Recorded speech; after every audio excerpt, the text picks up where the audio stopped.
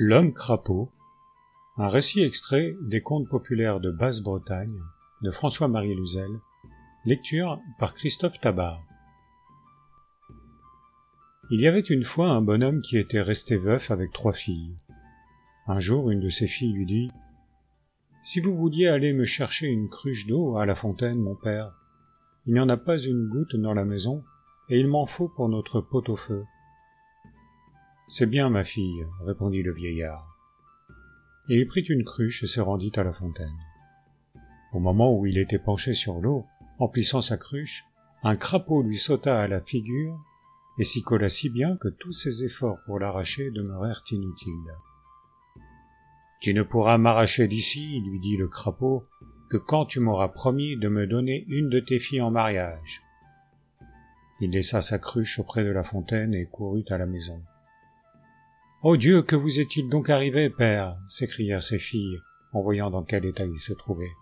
« Hélas, mes pauvres enfants, cet animal m'a sauté à la figure au moment où je puisais de l'eau à la fontaine, et il dit à présent qu'il ne s'en ira que si l'une de vous consent à le prendre pour mari. »« Grand Dieu, que dites-vous là, mon père » répondit sa fille aînée. « Prendre un crapaud pour mari ? Il fait horreur à voir. » Et elle détourna la tête et sortit de la maison. La seconde fit comme elle. « Eh bien, mon pauvre père, dit alors la plus jeune, moi je consens à le prendre pour mari, car mon cœur ne pourrait souffrir de vous voir rester en cet état. » Aussitôt le crapaud tomba à terre.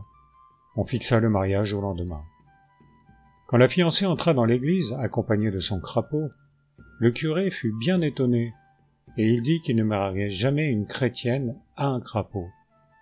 Pourtant il finit par les unir quand le père de la fiancée lui eut tout raconté et promit beaucoup d'argent. Alors le crapaud emmena sa femme dans son château, car il avait un beau château. Quand l'heure fut venue de se coucher, il la conduisit à sa chambre et là, il quitta sa peau de crapaud et se montra sous l'apparence d'un jeune et beau prince. Pendant que le soleil était sur l'horizon, il était crapaud, et la nuit, il était prince. Les 2 sœurs de la jeune mariée venaient quelquefois lui faire visite, et elles étaient bien étonnées de la trouver si gaie. Elles chantaient et riaient continuellement. « Il y a quelque chose là-dessous, » se disaient-elles.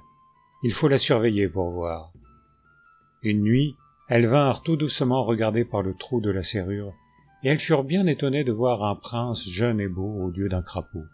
« Tiens, tiens, le beau prince, si j'avais su, disaient-elles alors. Elles entendirent le prince dire ces paroles à sa femme. « Demain je dois aller en voyage et je laisserai à la maison ma peau de crapaud. Veillez bien qu'il ne lui arrive pas de mal, car j'ai encore 1 an et 1 jour à rester sous cette forme. »« C'est bien, » se dirent les 2 sœurs qui écoutaient à la porte.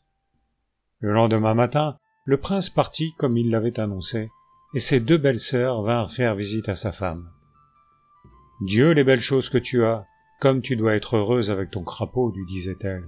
« Oui, sûrement, mes chères sœurs, je suis heureuse avec lui. »« Où est-il allé ?»« Il est allé en voyage. »« Si tu veux, petite sœur, je te peignerai tes cheveux qui sont si beaux. »« Je le veux bien, ma bonne sœur. » Elle s'endormit pendant qu'on lui peignait les cheveux avec un peigne d'or. Et ses sœurs prirent alors ses clés dans sa poche, enlevèrent la peau de crapaud de l'armoire où elle était enfermée, et la jetèrent au feu. La jeune femme, en se réveillant, fut étonnée de se retrouver seule. Son mari arriva un moment après, rouge de colère. « Ah, malheureuse femme !» s'écria-t-il, « tu as fait pour mon malheur et pour le tien aussi ce que je t'avais bien défendu. Tu as brûlé ma peau de crapaud. Maintenant je pars, et tu ne me reverras plus. » La pauvre femme se mit à pleurer et dit « Je te suivrai en quelque lieu que tu puisses aller. »« Non, ne me suis pas, reste ici. » Et il partit en courant, et elle de courir aussi après lui. « Reste là, te dis-je. »« Je ne resterai pas, je te suivrai. » Et il courait toujours, mais il avait beau courir, elle était sur ses talons. Il jeta alors une boule d'or derrière lui. Sa femme la ramassa, la mit dans sa poche et continua de courir. « Retourne à la maison, lui cria-t-il encore. « Je n'y retournerai jamais sans toi. » Il jeta une seconde boule d'or. Elle la ramassa comme la première et la mit dans sa poche. Puis une 3e boule. mais la voyant toujours sur ses talons, il entra en colère et lui donna un coup de poing en pleine figure. Le sang jaillit aussitôt, et sa chemise en reçut 3 gouttes, qui y firent 3 taches. Alors la pauvre femme resta en arrière, et bientôt elle perdit de vue le fugitif, mais elle lui cria « Puissent ces 3 taches de sang ne jamais disparaître avant que j'arrive pour les effacer ?» Elle continua, malgré tout, sa poursuite. Elle entra dans un grand bois. Peu après, en suivant un sentier, sous les arbres, elle vit 2 énormes lions, assis sur leur derrière, un de chaque côté du sentier. Elle en fut tout effrayée. « Hélas, se disait-elle, je perdrai la vie ici, car je serai sûrement dévorée par ces 2 lions. Mais n'importe, à la garde de Dieu. » Et elle poursuivit sa route. Quand elle arriva près des lions, elle fut bien étonnée de les voir se coucher à ses pieds et lui lécher les mains, si bien qu'elle se mit à les caresser en leur passant la main sur la tête et sur le dos. Puis elle continua sa route. Plus loin, elle vit un lièvre assis sur son derrière, sur le bord du sentier, et quand elle passa auprès de lui, le lièvre lui dit « Montez sur mon dos, et je vous conduirai hors du bois. » Elle s'assit sur le dos du lièvre, et en peu de temps, il l'eut mise hors du bois. « Maintenant, lui dit le lièvre avant de partir, vous êtes près du château où se trouve celui que vous cherchez. »« Merci, bonne bête du bon Dieu, » lui dit la jeune femme. En effet, elle se trouva bientôt dans une grande avenue de vieux chênes, et non loin de là, elle vit des lavandières lavant du linge sur un étang. Elle s'approcha d'elle et entendit une d'elles qui disait « Ah, ça, voici une chemise qui doit être ensorcelée.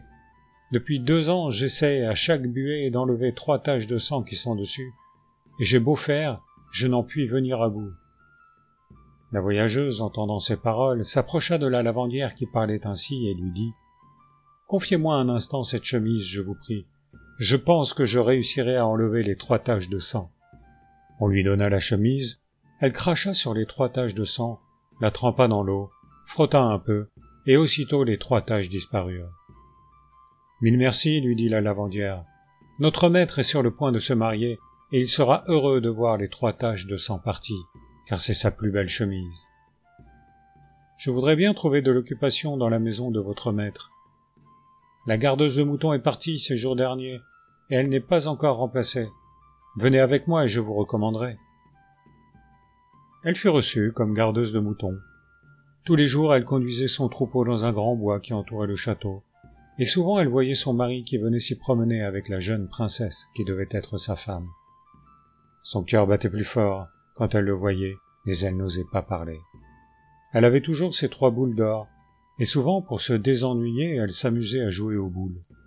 Un jour, la jeune princesse remarqua ces boules d'or, et elle dit à sa suivante « Voyez, voyez, les belles boules d'or qu'a cette fille. Allez lui demander de m'en vendre une. » La suivante alla trouver la bergère et lui dit « Les belles boules d'or que vous avez là, bergère, voudriez-vous en vendre une à la princesse, ma maîtresse ?»« Je ne vendrai pas mes boules, je n'ai pas d'autre passe-temps dans ma solitude. »« Bah, vous êtes déraisonnable, voyez comme vos habits sont en mauvais état.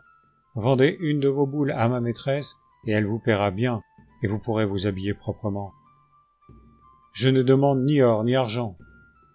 Que désirez-vous donc? Dormir une nuit avec votre maître. »« Comment? Mauvaise fille!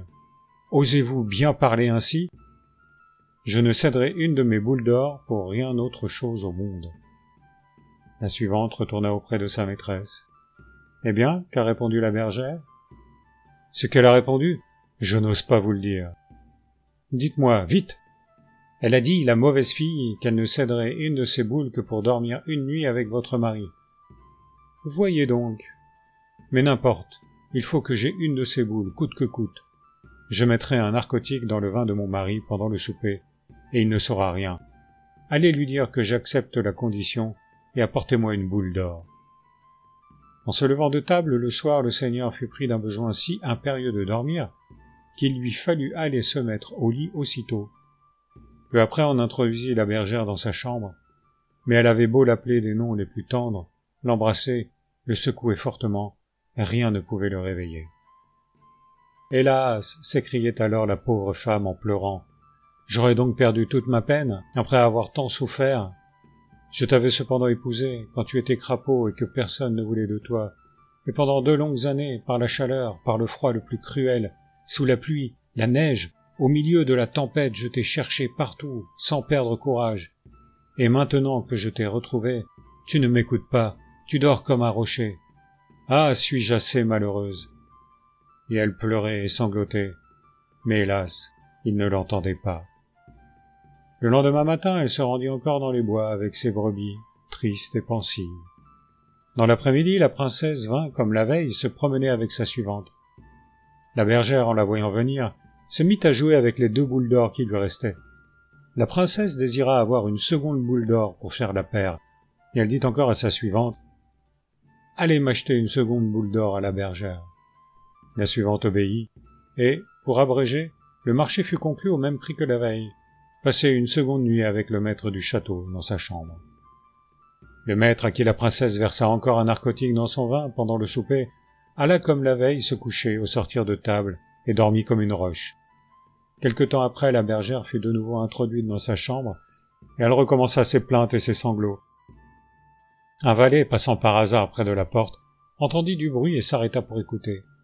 Il fut bien étonné de tout ce qu'il entendit, et le lendemain matin, il se rendit auprès de son maître et lui dit « Mon maître, il se passe dans ce château des choses que vous ignorez et qu'il vous importe de connaître. »« Quoi donc ?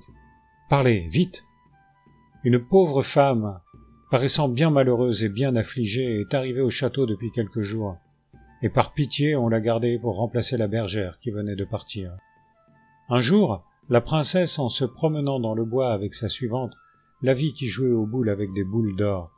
Elle désira aussitôt avoir ces boules et envoya sa suivante pour les acheter de la bergère, à quelque prix que ce fût. La bergère ne demanda ni or ni argent, mais passer une nuit avec vous dans votre chambre à coucher pour chacune de ces boules. Elle a déjà donné 2 boules, et elle a passé 2 nuits avec vous dans votre chambre à coucher, sans que vous en ayez rien su. C'est une pitié d'entendre ses sanglots et ses plaintes. Je croirais assez qu'elle a l'esprit égaré, car elle dit des choses fort étranges, comme par exemple qu'elle a été votre femme quand vous étiez crapaud, et qu'elle a marché pendant 2 années entières à votre recherche. Est-il possible que tout cela soit vrai ? Oui, mon maître, tout cela est vrai. Et si vous ne savez rien encore, c'est que, pendant le repas du soir, la princesse vous verse un narcotique dans votre vin, si bien qu'en vous levant de table, il faut vous mettre au lit et que vous dormez profondément jusqu'au lendemain. Oh là ! Il faut que je me tienne sur mes gardes, et bientôt vous verrez du nouveau ici. Pauvre bergère était mal vue et détestée des domestiques du château, qui savaient qu'elle passait ses nuits dans la chambre du maître, et la cuisinière ne lui donnait que du pain d'orge, comme aux chiens. Le lendemain matin, elle alla encore au bois avec ses brebis, et la princesse lui acheta sa 3e boule d'or, au même prix que les 2 autres, pour passer une 3e nuit avec le maître, dans sa chambre à coucher. Quand l'heure du repas du soir fut venue, le maître se tint sur ses gardes. Cette fois, pendant qu'il causait avec son voisin, il vit la princesse qui lui versait encore du narcotique dans son verre. Il ne fit pas semblant de s'en apercevoir, mais au lieu de boire le vin, il le jeta sous la table sans être remarqué de la princesse. En se levant de table, il feignit d'être pris de sommeil comme les autres soirs, et se rendit dans sa chambre.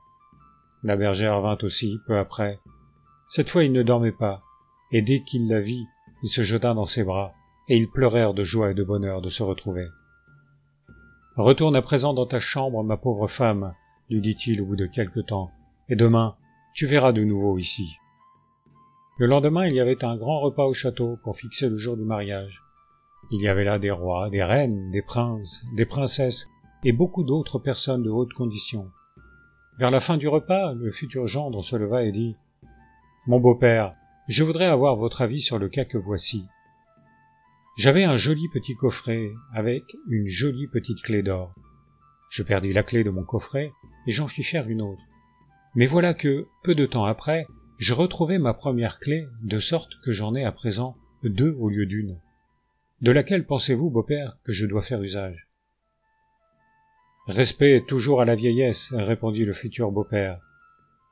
Alors le prince entra dans un cabinet à côté et en revint aussitôt en tenant par la main la bergère, habillée simplement, mais proprement, et il dit, en la présentant à la compagnie, « Eh bien, voici ma première clé, c'est-à-dire ma première femme que j'ai retrouvée, C'est ma femme, je l'aime toujours, et je n'en aurai jamais d'autre qu'elle. » Et ils retournèrent alors dans leur pays, où ils vécurent heureux ensemble jusqu'à la fin de leurs jours.